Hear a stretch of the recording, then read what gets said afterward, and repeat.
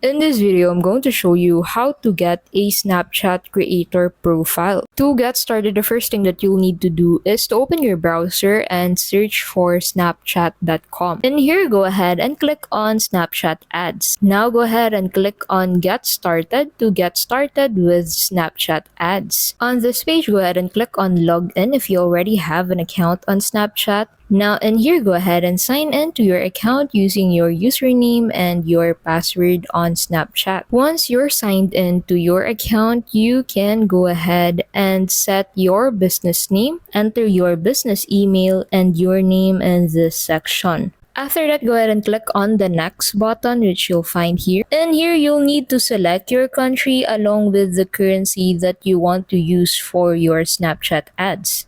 You can also include your business website. After that, go ahead and click on the next button to proceed to the next step. And here, go ahead and click on the Create Public Profile button to complete your public profile. Now, after that, you can now create some ads for your Snapchat profile. And that's how you can simply get a Snapchat creator profile. Thank you so much for watching, and we'll see you in the next video.